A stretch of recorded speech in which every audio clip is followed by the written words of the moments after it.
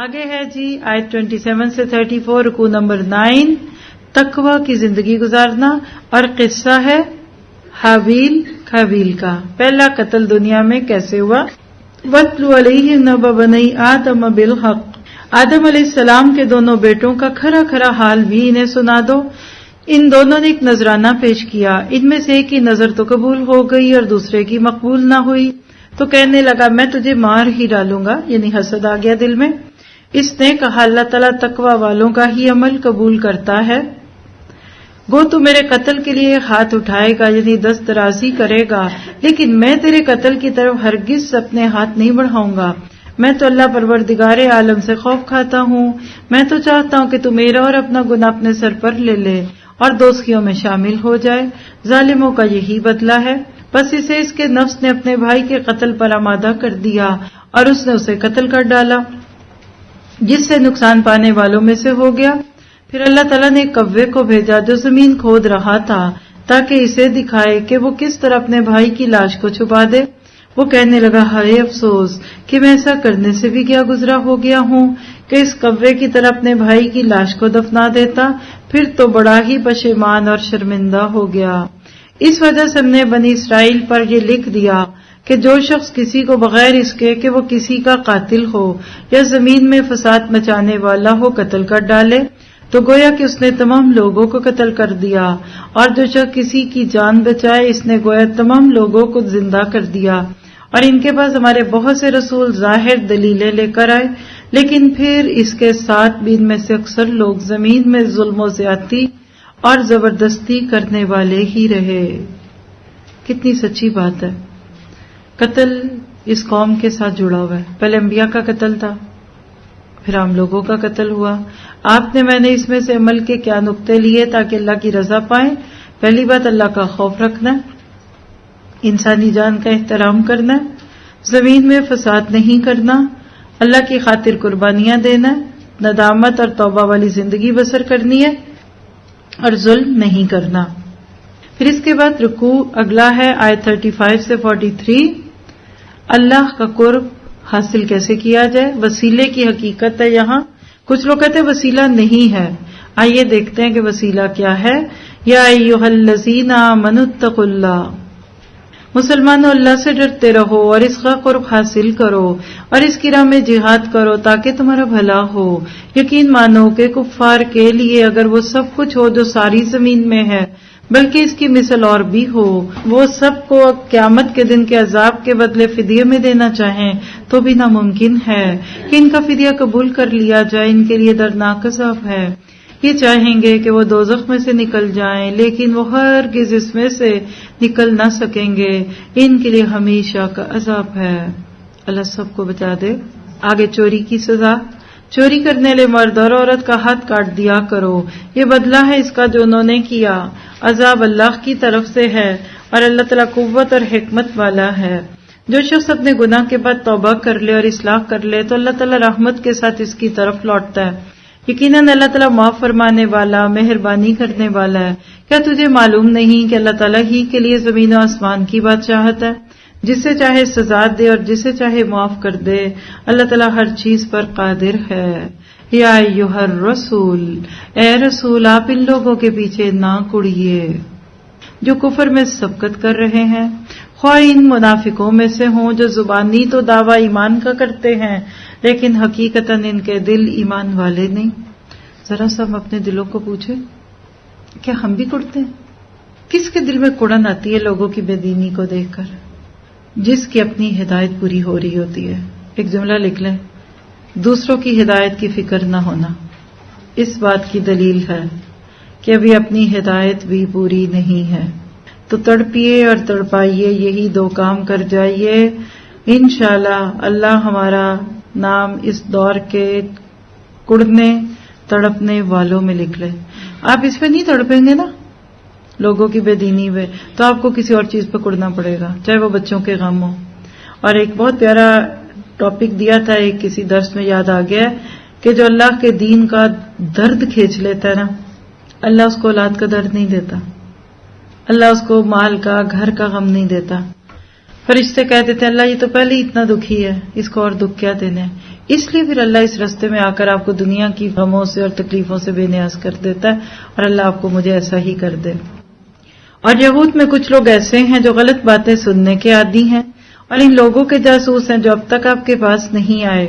وہ کلمات کے اصلی موقع کو چھوڑ کر انہیں بدل دیا کرتے ہیں، کہتے ہیں کہ اگر یہی حکم دیے جاؤ تو قبول کر لینا، اور اگر یہ حکم نہ دیے جاؤ تو الگ تھلگ رہنا، اور جس کا خراب کرنا اللہ کو منظور ہو تو اب اس کے لیے خدائی ہدایت میں کسی چیز کے مختار نہیں۔ اللہ تعالیٰ کا ارادہ ان کے دلوں کو پاک کرنے کا نہیں، ان کے لیے دنیا میں بھی بڑی ذلت اور رسوائی ہے، اور آخرت میں بھی ان کے لیے بڑی سخت سزا ہے۔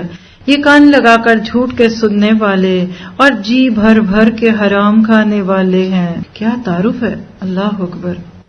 اگر یہ تمہارے پاس آئیں تو تمہیں اختیار ہے، خواہ ان کے آپس کے فیصلے کرو، خواہ ان کو ٹال دو۔ اگر تم ان سے منہ پھیرو گے تو بھی یہ تم کو ہرگز کوئی ضرر نہ پہنچا سکیں گے، اور اگر تم فیصلہ کرو تو ان میں عدل و انصاف کے ساتھ فیصلہ کرو، یقیناً عدل کرنے والوں کے ساتھ اللہ محبت کرتا ہے۔ اللہ ہم سے بھی محبت کرے اور ہمیں عدل کی توفیق دے۔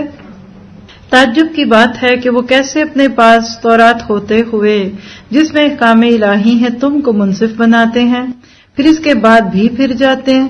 دراصل یہ ایمان اور یقین والے ہے ہی نہیں۔ کیا پتا چلا کہ اس حصے میں ہم نے آدم کے 2 بیٹوں کا قصہ پڑھا۔ 2 صلبی بھائی تھے، سگے بھائی تھے، اور آپس میں کسی بات پہ حسد آ گیا، ایک نے دوسرے سے حسد کیا، اس کو مار دیا۔ خود ہی نہیں پتا میت کو دفنائیں کیسے، اللہ نے پرندے کے ذریعے سے سکھایا کہ کیسے دفنایا جاتا ہے۔ پتہ کیا چلا کہ انسان کو جب تک اللہ کچھ نہ بتائے اس کو جانوروں جتنا علم بھی نہیں ہے۔ پھر اس میں حسد اور بغض سے ممانعت ہے، انسانی جان کی حرمت ہے، فساد کرنے والوں کو سزا کیا ملے گی اس کا تذکرہ، اور تقوی قربت الہی کی بنیاد ہے، یعنی وسیلہ کیا ہے؟ تقوی۔ جتنا اللہ کا قرب پاتے جائیں گے اتنا انشاءاللہ اللہ آپ کے دوسرے کام آسان کرتا جائے گا، اور پھر جرم اور سزائیں اور اس کے احکامات پڑے۔ آپ کے میرے لیے عمل کے نقطے اللہ کی رضا پانے والے وسیلے کی حقیقت کو سمجھنا ہے۔ ان آیتوں کی انڈیپتھ تفسیر لے لیجئے تو انشاءاللہ آپ کو 7-8 قسم کے وسیلے ملیں گے اس میں کہ کس کس چیز کا وسیلہ بنایا جا سکتا ہے۔ پھر اللہ کی راہ میں کوشش کرنی ہے، بولیے انشاءاللہ۔ اللہ کے قرب کا ذریعہ اختیار کرنا ہے، انصاف کرنا ہے، اپنی اصلاح کرنی ہے اور توبہ کرنی ہے، اور اللہ میں سب کی توفیق عطا فرمائے۔ آگے ہے جی آیت 44 سے 50، بھلائیوں میں سبقت لے جانا، یہ ٹاپک ہے اس رکوع کا۔ اِنَّا أَنزَلْنَا التَّوْرَاةَ فِيهَا هُدًى وَنُورٌ، ہم نے تورات نازل فرمائی جس میں ہدایت اور نور ہے۔ یہودیوں میں اس تورات کے ساتھ اللہ تعالیٰ کے ماننے والے انبیاء علیہ السلام اور اہل اللہ اور علماء فیصلہ کرتے تھے، کیونکہ انہیں اللہ کی اس کتاب کی حفاظت کا حکم دیا گیا تھا اور وہ اس پر اقراری گواہ تھے۔ اب تمہیں چاہیے کہ لوگوں سے نہ ڈرو اور صرف میرا ڈر رکھو، میری آیتوں کو تھوڑے سے مول سے نہ بیچو، اور جو لوگ اللہ کی اتاری ہوئی وحی کے ساتھ فیصلے نہ کریں وہ پورے اور پختہ کافر ہیں۔ یہاں گنتے جائیے گا، تورات، انجیل اور اب قرآن، تینوں کتابوں کا تذکرہ 1 to 1 کر کے آ رہا ہے کہ اگر ان کتابوں میں جو باتیں ہیں اس کو عملی طور پہ نافذ نہ کیا تو ایسے لوگ کافر، فاسق اور نافرمان ہیں۔ اللہ تعالی ہمیں اس کتاب کو اپنے سر سے پاؤں تک اور اپنی زندگی سے بڑھ کر پوری انسانیت پہ نافذ کرنے کی توفیق عطا فرمائے۔ اور ہم نے یہودیوں کے ذمہ تورات میں یہ بات مقرر کر دی تھی کہ جان کے بدلے جان، اور آنکھ کے بدلے آنکھ، اور ناک کے بدلے ناک، اور کان کے بدلے کان، اور دانت کے بدلے دانت، اور خاص زخموں کا بھی بدلہ ہے۔ پھر جو شخص اس کو معاف کر دے تو وہ اس کے لیے کفارہ ہے، اور جو لوگ اللہ کے نازل کیے ہوئے کے مطابق حکم نہ کریں تو وہی لوگ ظالم ہیں۔ اور ہم نے ان کے پیچھے عیسیٰ ابن مریم کو بھیجا جو اپنے سے پہلے کی کتاب یعنی تورات کی تصدیق کرنے والے تھے، اور ہم نے انہیں انجیل عطا فرمائی جس میں نور اور ہدایت تھی، اور وہ اپنے سے پہلی کتاب یعنی تورات کی تصدیق کرتی تھی، اور وہ سراسر ہدایت اور نصیحت تھی نیک لوگوں کے لیے۔ اور انجیل والوں کو بھی چاہیے کہ اللہ تعالیٰ نے جو کچھ انجیل میں نازل فرمایا اسی کے مطابق حکم کریں، اور جو اللہ کے نازل کردہ سے حکم نہ کریں وہ بدکار اور فاسق ہیں۔ اللہ تعالیٰ بار بار وارننگ دے رہے ہیں ان آیتوں میں۔ اللہ کرے کہ ہم کم از کم قرآن کو نافذ کرنے والے بن جائیں۔ اور ہم نے آپ کی طرف حق کے ساتھ یہ کتاب نازل فرمائی ہے جو اپنے سے پہلی کتابوں کی تصدیق کرنے والی ہے اور ان کی محافظ ہے، اس لیے آپ ان کے آپس کے معاملات میں اسی اللہ کی اتاری ہوئی کتاب کے مطابق حکم کیجیے، اس سے ہٹ کر یعنی اس حق سے ہٹ کر ان کی خواہشوں کے پیچھے نہ جائیے۔ تم میں سے ہر ایک کے لیے ہم نے ایک دستور اور راہ مقرر کر دی ہے، اگر منظور الہی ہوتا تو تم سب کو ایک ہی امت بنا دیتا، لیکن اس کی چاہت ہے کہ جو تمہیں دیا ہے اس میں تمہیں آزمائے، تم نیکیوں کی طرف جلدی کرو، تم سب کا رجوع اللہ ہی کی طرف ہے، پھر وہ تمہیں ہر وہ چیز بتا دے گا جس میں تم اختلاف کرتے رہتے تھے۔ آپ ان کے معاملات میں اللہ کی نازل کردہ وحی کے مطابق ہی حکم کیا کیجیے، ان کی خواہشوں کی تابعداری نہ کیجیے اور ان سے ہوشیار رہیے کہ کہیں یہ آپ کو اللہ کے اتارے ہوئے کسی حکم سے ادھر ادھر نہ کریں۔ اگر یہ لوگ منہ پھیر لیں تو یقین کریں کہ اللہ کا ارادہ یہ ہے کہ انہیں ان کے بعض گناہوں کی سزا ہی دے ڈالے، اور اکثر لوگ نافرمان ہوتے ہیں۔ اللہ تعالیٰ ہمارے گناہوں کی سزا کی بجائے ہمیں معاف کر دے۔ افحکم الجاہلیت یبغون، کیا یہ لوگ پھر سے جاہلیت کا فیصلہ چاہتے ہیں؟ یقین رکھنے والے لوگوں کے لیے اللہ تعالیٰ سے بہتر فیصلے اور حکم کرنے والا کون ہو سکتا ہے؟ پکی بات ہے۔ اس پہ ایک لیکچر ہے، حمیت جاہلیہ، 4 جاہلیتیں ہیں قرآن میں، آج بس اس کا نمبر نوٹ کر لیں، انشاءاللہ جب چوتھی پہ پہنچیں گے تو چاروں کا تقابل کرواؤں گی انشاءاللہ۔ کیا پتہ چلا؟ چوری کی حد پتہ چل گئی، قصاص کے کچھ احکامات پتہ چلے، شریعت نافذ نہ کرنے والے فاسق ہیں، اور قرآن ایک مستقل شریعت ہے۔ اللہ ہمیں اس پہ عمل کی توفیق دے۔ آپ کے میرے لیے عمل کی باتیں اللہ کی رضا کو پانے کے لیے اسلام کو اگر زبان سے قبول کیا ہے تو دل سے بھی کرنا ہے، کتاب الہی کی حفاظت کرنی ہے اور اللہ تعالیٰ سے ڈرنا ہے، بھلائیوں میں سبقت کی کوشش کرنی ہے اور قانون الہی کے مطابق فیصلے کرنے ہیں اور قرآن کی ہدایت سے نصیحت لینا ہے۔ اللہ ہمیں اس میں مدد دے۔ آگے بہت ہی خوبصورت آیات ہیں 51 سے 56، اللہ سے محبت کرنا۔ یا ایھا الذین آمنو، اے ایمان والو تم یہود و نصارہ کو دوست نہ بناؤ، یہ تو آپس میں ہی ایک دوسرے کے دوست ہیں، تم میں سے جو بھی ان میں سے کسی سے دوستی کرے وہ بے شک انہی میں سے ہے، ظالموں کو اللہ تعالیٰ ہرگز راہ راست نہیں دکھاتا۔ آپ دیکھیں گے کہ جن کے دلوں میں بیماری ہے وہ دوڑ دوڑ کر ان میں گھس رہے ہیں اور کہتے ہیں کہ ہمیں خطرہ ہے، ایسا نہ ہو کہ کوئی حادثہ ہم پر پڑ جائے۔ بہت ممکن ہے کہ اللہ فتح دے دے یا اپنے پاس سے کوئی اور چیز لائے، تو پھر تو یہ اپنے دلوں میں چھپائی ہوئی باتوں پر بے طرح نادم ہونے لگیں گے، اور ایماندار کہیں گے کیا یہی وہ لوگ ہیں جو بڑے مبالغے سے اللہ کی قسمیں کھا کھا کر کہتے ہیں کہ ہم تمہارے ساتھ ہیں، ان کے اعمال غارت ہوئے اور یہ ناکام ہو گئے۔ یعنی مسلمانوں کو بڑا شوق ہے غیر مسلموں میں گھسنے کا، لیکن ان کو ان سے کوئی خاص رغبت نہیں ہے۔ یا ایھا الذین آمنو، اے ایمان والو تم میں سے جو شخص اپنے دین سے پھر جائے۔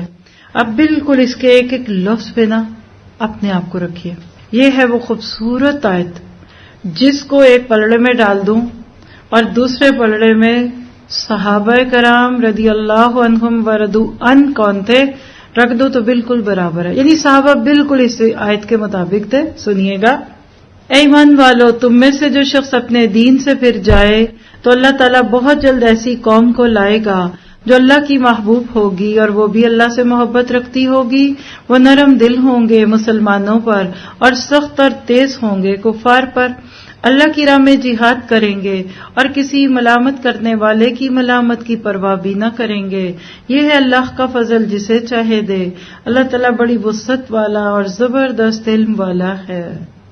دعا کریں اللہ ہمیں اس آیت کے مطابق بنا دے۔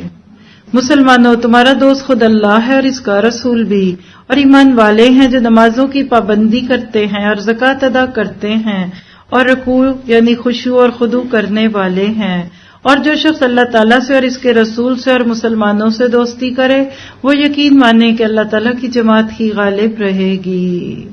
تو آیت 51 صحابہ کرام کا آئینہ تھا۔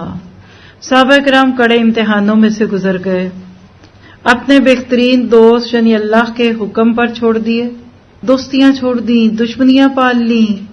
صحابہ کرام کے لیے اللہ اور اس کے رسول ہی سب کچھ تھے، آپ کو تھے کہ آج ہم نے جو خالد بن ولید کے بارے میں پڑھا ہے، ان کے باپ کون تھے؟ ولید بن مغیرہ. دل درد سے بھر جاتا ہے. اللہ نے اس شخص کا تذکرہ قرآن میں کیا نام لیے بغیر. کیسے اس نے آ کر اللہ کے نبی کی بات سن کر پھر فیس ایکشن بنائے اور کیا. 3 بیٹے تھے، تینوں مسلمان ہو گئے خالد سمیت، اور باپ کو ایمان نصیب نہ ہوا. یہ آیت آپ کو مجھے بتاتی ہے کہ صحابہ کے لیے اللہ اور اس کے رسول سب کچھ ہو گئے تھے، اسی لیے وہ بچے. جب ہمیں وہ سب ہو جائیں گے تو ہم بھی بچ جائیں گے. اور یہی آیتیں جو فٹ ہوتی ہیں علامہ اقبال کے ان اشعار پہ کہ ہو حلقہ یاراں تو برے شم کی طرح نرم، رسم حق کو باطل ہو تو فولاد ہے مومن، افلاک سے ہے اس کی حریفانہ کشاکش، خاکی ہے مگر خاک سے آزاد ہے مومن. آپ کے میرے لیے اللہ کی رضا والے بہت سارے کام ہیں اس رکوع میں. نمبر 1، اہل ایمان کے لیے نرم رویہ رکھنا ہے، منکرین کے لیے سخت رویہ رکھنا ہے، اللہ کی راہ میں جہاد کرنا ہے، اللہ رسول اور اہل ایمان کو دوست رکھنا ہے، اللہ کے آگے جھکنا ہے، اور نماز اور زکوٰۃ کی پابندی کرنی ہے. اگلا رکوع ہے آیت 57 سے 66. امر بالمعروف اور نہی عن المنکر کرو ورنہ نہیں بچو گے. یا ایھا الذین آمنوا لا تتخذوا الذین، مسلمانوں ان لوگوں کو دوست نہ بناؤ جو تمہارے دین کو ہنسی کھیل بنائے ہوئے ہیں، خواہ وہ ان میں سے ہوں جو تم سے پہلے کتاب دیے گئے یا کفار ہوں. اگر تم مومن ہو تو اللہ سے ڈرتے رہو، اور جب تم نماز کے لیے پکارتے ہو تو وہ اسے ایک ہنسی کھیل ٹھہرا لیتے ہیں، یہ اس واسطے کہ وہ بے عقل لوگ ہیں. مذاق کرتے تھے نماز کا اور اذان کا. آپ کہہ دیجئے کہ اے یہود و نصارا، تم ہم سے صرف اس لیے دشمنیاں کر رہے ہو کہ ہم اللہ تعالیٰ پر اور جو کچھ ہماری طرف نازل کیا گیا ہے اور جو کچھ اس سے پہلے اتارا گیا اس پر ایمان لائے ہیں، اور اس لیے بھی کہ تم میں سے اکثر فاسق ہیں. کہہ دیجئے کیا میں تمہیں بتاؤں کہ اس سے بھی زیادہ برے اجر پانے والا اللہ کے نزدیک کون ہے؟ وہ جس پر اللہ تعالیٰ نے لعنت کی اور اس پر غصہ ہوا، اور ان میں سے بعض کو بندر اور سور بنا دیا، اور جنہوں نے معبودان باطل کی پرستش کی، یہی لوگ بدتر درجے والے ہیں اور یہی راہ راست سے بہت زیادہ بھٹکنے والے ہیں. اور جب تمہارے پاس آتے ہیں تو کہتے ہیں کہ ہم ایمان لائے، حالانکہ وہ کفر لیے ہوئے ہی آئے تھے اور اسی کفر کے ساتھ چلے گئے. اللہ نہ کرے کہ پیاسے جائیں کنویں کے پاس سے. قرآن کے پاس آئے ہیں، دعا کرے اللہ میں ہدایت دے کر بھیجے. اور یہ جو کچھ بھی چھپا رہے ہیں اسے اللہ خوب جانتا ہے.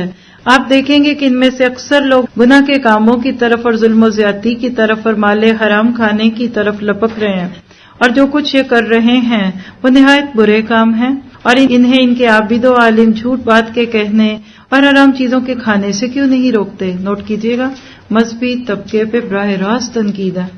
اہل کتاب کا جب زوال شروع ہوا تھا نا تو آپس کی بحثوں میں اتنے پڑ گئے، ایک فرقہ دوسرے فرقے پہ تنقید کرنے اور مسلک اور گروہ پرستی میں ایسا پڑا کہ عام لوگوں کو برے کاموں سے کوئی نہیں روک رہا. آج اس وقت بالکل بہت حد تک ہم مسلمانوں کے ساتھ بھی یہ ہو رہا ہے. آپ دیکھیے کہ جہاں نیکیاں پھیل رہی ہیں نا وہاں گناہ بھی پھیل رہے ہیں. پہلے رمضان میں بیکاریات ختم ہو جاتی تھی، آج آپ جا کر دیکھیے، میمز دیکھیے، ڈراموں کے ٹریلرز دیکھیے، کھانوں کی ترکیبیں دیکھیے، کبھی کبھی خود بخود آپ کے یوٹیوب پہ کچھ چیزیں کود آئیں گی، آپ سوچ میں پڑ جاتے ہیں کہ رمضان اور یہ چیزیں. اللہ تعالیٰ ہماری آنکھیں کھول دے. تو جب علماء لوگوں کو امر بالمعروف اور نہی عن المنکر کی جگہ اور باتوں میں الجھا دیں تو پھر یہی ہوتا ہے. اس لیے تنقید ہے. فرمایا بے شک برا کام ہے جو یہ کر رہے ہیں. اور یہودیوں نے کہا کہ اللہ کے ہاتھ بندھے ہوئے ہیں، نعوذ باللہ، انہی کے ہاتھ بندھے ہوئے ہیں، اور ان کے اس قول کی وجہ سے ان پر لعنت کی گئی، بلکہ اللہ کے دونوں ہاتھ کھلے ہوئے ہیں. تبھی تو دو ہاتھ سے لٹا رہے ہمارے اوپر. اللہ کی رحمتیں ہیں، جتنی مرضی سمیٹ لیجئے، جس طرح چاہتا ہے خرچ کرتا ہے، اور جو کچھ تیری طرف تیرے رب کی طرف سے اتارا چاہتا ہے وہ ان میں سے اکثر کو تو سرکشی اور کفر میں بڑھا دیتا ہے. اور ہم نے ان میں آپس میں قیامت تک کے لیے عداوت اور بغض ڈال دیا ہے. اور جب کبھی لڑائی کی آگ کو بھڑکانا چاہتے ہیں تو اللہ تعالیٰ اسے بجھا دیتا ہے. یہ ملک بھر میں شر اور فساد مچاتے پھرتے ہیں، اور اللہ تعالیٰ فسادیوں سے محبت نہیں کرتا. یعنی ان کی ساری سازشیں کھول دی اللہ نے. اور اگر یہ اہل کتاب ایمان لاتے اور تقوی اختیار کرتے تو ہم ان کی تمام برائیاں معاف فرما دیتے اور ضرور انہیں راحت اور آرام کی جنتوں میں لے جاتے. اور اگر یہ لوگ تورات اور انجیل اور اور ان کی جانب جو کچھ اللہ تعالیٰ کی طرف سے نازل کیا گیا ہے اس کے پورے پابند رہتے تو یہ لوگ اپنے اوپر سے اور نیچے سے روزیاں پاتے اور کھاتے. ایک جماعت تو ان میں سے درمیانی روش کی ہے، باقی ان میں سے بہت سے لوگوں کے برے اعمال ہیں. دیکھیں جس نے پیدا کیا ہوتا ہے نا اس کو پتا ہوتا ہے. کہتے ہیں نا ماں کو اپنے بچے کا پتا ہوتا ہے، اللہ کو اپنے بندوں کا پتا ہوتا ہے کون کیسا ہے. تو خلاصہ کیا نکلا ان آیات کا؟ دشمن اسلام سے دوستی منع ہے، اللہ کے محبوب بندوں کی صفات ہم نے دیکھی، قوت اسلام اور مرتدین کا رویہ دیکھا، اور اذان کا مذاق اڑانے والوں کا حال دیکھا. آپ نے میں نے کیا کرنا ہے؟ ان آیات کو پڑھ کے مومنوں کو دوست بنانا ہے، کتاب اللہ کے نفاذ کی کوشش کرنی ہے، راست روی اختیار کرنی ہے، سرکشی اور باطل پرستی سے بچنا ہے، حرام مال سے بچنا ہے، اور دین کو مذاق نہیں بنانا. اللہ ہمیں اچھے کام کرنے کی توفیق عطا فرمائے. آگے ہے جی آیت 67 سے 77، اللہ کا پیغام پہنچانا ہے. آپ نوٹ کریں آج کے بارے میں ابلاغ کی کتنی بات ہے، یعنی اب دن بدن اس بات کی ذمہ داری بڑھتی جا رہی ہے کہ جو بات ہمیں پتہ ہے وہ دوسروں تک بھی پہنچائیں. یا ایھا الرسول بلغ ما انزل الیک من ربک، اے رسول جو کچھ بھی آپ کی طرف آپ کے رب کی جانب سے نازل کیا گیا ہے پہنچا دیجئے. اگر آپ نے ایسا نہ کیا تو آپ نے اللہ کی رسالت نہیں کی، یعنی رسالت کا حق ادا نہیں کیا، اور آپ کو اللہ تعالیٰ لوگوں سے بچا لے گا. بے شک اللہ تعالیٰ کافر لوگوں کو ہدایت نہیں دیتا. آپ کہہ دیجئے کہ اہل کتاب تم دراصل کسی چیز پر نہیں جب تک کہ تورات اور انجیل کو اور جو کچھ تمہاری طرف تمہارے رب کی طرف سے اتارا گیا ہے قائم نہ کرو. جو کچھ آپ کی جانب آپ کے رب کی طرف سے اترا ہے وہ ان میں سے بہت ساروں کو شرارت اور انکار میں اور بھی بڑھائے گا ہی، تو آپ ان کفار پر غمگین نہ ہو. اللہ نہیں چاہتے کہ نبی کا دل ان کی حالت پہ کوڑے. مسلمان، یہودی، ستارہ پرست اور نصرانی کوئی بھی ہو، جو بھی اللہ تعالیٰ پر اور قیامت کے دن پر ایمان لائے اور نیک عمل کرے وہ محض بے خوف رہے گا اور بالکل بے غم ہو جائے گا. اللہ ہمیں بھی بے غم کر دے. اللہ آپ سب کے بھی غم، پریشانیاں، تکلیفیں دور کر دے. ہم نے بالیقین بنو اسرائیل سے عہد و پیمان لیا اور ان کی طرف رسولوں کو بھیجا. جب کبھی رسول ان کے پاس وہ احکام لے کر آئے جو ان کی اپنے منشا کے خلاف تھے، یعنی جس پہ ان کا دل نہیں چاہتا تھا، تو انہوں نے ان کی ایک جماعت کو جھٹلایا اور ایک جماعت کو قتل کر دیا، اور سمجھ بیٹھے کہ کوئی پکڑ نہ ہوگی، پسندے بہرے بن بیٹھے. پھر اللہ تعالیٰ نے ان کی توبہ قبول کی اور اس کے بعد بھی ان میں سے اکثر اندھے بہرے ہو گئے. اللہ تعالیٰ ان کے اعمال کو بخوبی جانتا ہے. دیکھیے اللہ کسی قوم کو ایسے ہی نہیں پکڑتا. کتنا غصہ لگتا ہے اللہ تعالیٰ کے ان آیات پہ، اور بار بار معاف کیا پھر غلط کام کرتا ہے انسان. بے شک وہ لوگ کافر ہو گئے جن کا قول ہے کہ مسیح ابن مریم ہی اللہ ہے، حالانکہ خود مسیح نے ان سے کہا تھا کہ اے بنی اسرائیل اللہ ہی کی عبادت کرو جو میرا اور تمہارا سب کا رب ہے. یقین مانو کہ جو شخص اللہ کے ساتھ شریک کرتا ہے اللہ نے اس پر جنت حرام کر دی، اس کا ٹھکانہ جہنم ہی ہے، اور گناہگاروں کی مدد کرنے والا کوئی نہ ہوگا. وہ لوگ بھی قطعاً کافر ہو گئے جنہوں نے کہا کہ اللہ تین میں کا تیسرا ہے. ٹرینٹی پہ تنقید ہے، ادھر تسلیس. دراصل اللہ تعالیٰ کے سوا کوئی معبود نہیں. اگر یہ لوگ اپنے اس قول سے باز نہ رہے تو ان میں سے اکثر جو کفر پر رہیں گے انہیں المناک عذاب ضرور پہنچے گا. یہ لوگ کیوں اللہ تعالیٰ کی طرف نہیں جھکتے اور کیوں استغفار نہیں کرتے؟ اللہ تعالیٰ بہت بخشنے والا اور بڑا مہربان ہے. کتنی محبت ہے اللہ کو اپنے بندوں سے کہ کسی طرح یہ آگ سے بچ جائے. مسیح ابن مریم سوا پیغمبر ہونے کے اور کچھ بھی نہیں. اس سے پہلے بھی بہت سے پیغمبر ہو چکے ہیں جن کی والدہ ایک راست باز عورت تھی. دونوں ماں بیٹا کھانا کھایا کرتے تھے. آپ دیکھیے کہ کس طرح ہم ان کے سامنے دلیلیں رکھتے ہیں، اور پھر غور کیجئے کہ کس طرح وہ پھرے جاتے ہیں. آپ کہہ دیجئے کیا تم اللہ کے سوا ان کی عبادت کرتے ہو جو نہ تمہارے کسی نقصان کے مالک ہیں نہ کسی نفع کے؟ اللہ ہی خوب سننے اور پوری طرح جاننے والا ہے. کہہ دیجئے کہ اہل کتاب اپنے دین میں ناحق غلو اور زیادتی نہ کرو، اور ان لوگوں کی نفسانی خواہشوں کی پیروی نہ کرو جو پہلے سے بہک چکے ہیں اور بہت ساروں کو بہکا بھی چکے ہیں اور سیدھی راہ سے ہٹ گئے ہیں.